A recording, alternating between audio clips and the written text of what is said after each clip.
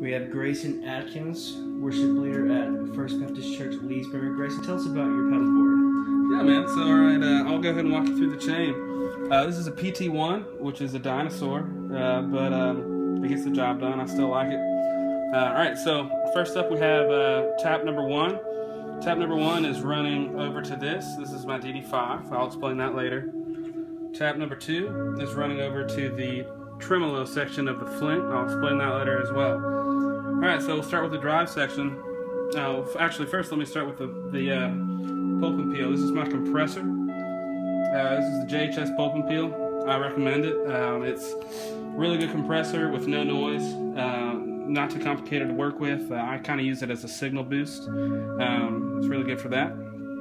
After that, we have the Sick As Bondi Effects Sick As Overdrive. This is probably my favorite drive I've ever played. Man, it's great. I mean, it can do anything. It can be a transparent if you pull the gain back and pull the level up a little bit. It does transparent really well. It's got a high gain and a low gain switch, which usually I'm not a fan of low gain switches on overdrive pedals, but this one does it well. It's really clear, and it gives you kind of an American drive as opposed to maybe a British drive, kind of like a Vox amp. But also, if you crank the levels, crank the gain, it can get some growl, man. It's really great. Comparable, I've heard to a Quan. I've never played a Quan myself, but that's kind of what they designed it after, but with a lot more dynamics. They really honed in the dynamics, and so I really enjoy this pedal. I don't find I really ever have a void in my drive life, even though I've only got 2 of them. The second one is by Black Eye Effects. This is the Palmetto.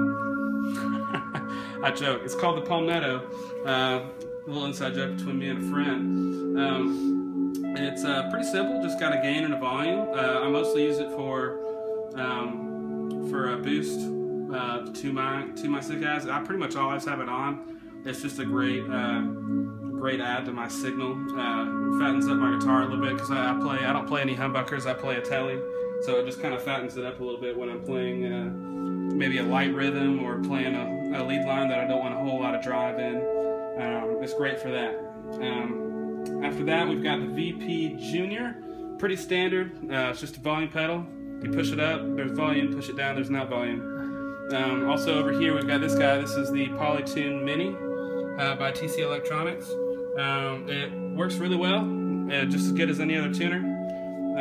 So yeah, it's a good pedal. After that, we've got one of my favorites. This is the Carbon Copy Analog Delay by MXR. In my opinion, it's the best MXR pedal out there. It's a really, really warm delay. I mostly use it for swells or mostly ambient music, kind of like what you hear playing in the background right now. I love the modulation setting. It's a really crisp modulation setting, but it doesn't sound too hokey. It doesn't get in the way of what you're doing.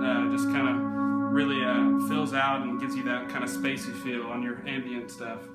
After that, we have the DD5, which I mentioned earlier. You know, it's one of the better digital delays the Boss has made. I use this one primarily if I'm going to, I use it actually mostly with the DD20. You know, there are a few songs that I'll play that may actually have, you know, like a dotted eighth running against a quarter note. Elevation does that from time to time. And so I use that if I ever need to double up on delays. So I really enjoy that. DD20 is great. It's what's keeping this thing, my amp going right now. I've got the loop setting going. It's also, I mean, it's my go-to delay pedal for anything. You can bank up to 5 different BPMs and delay tempos, and so I use that a lot because we run on click. And if not, you can tap it out from the pedal as well. It's just a great, very, very reliable delay pedal for those who aren't complexed enough for the timeline, which is also pretty good, but comparable. I really enjoy it. Nextly and lastly, we have the Flint. This is the Strymon Flint. I'm a big ambient guy, and though reverb is only half of what it does it really well.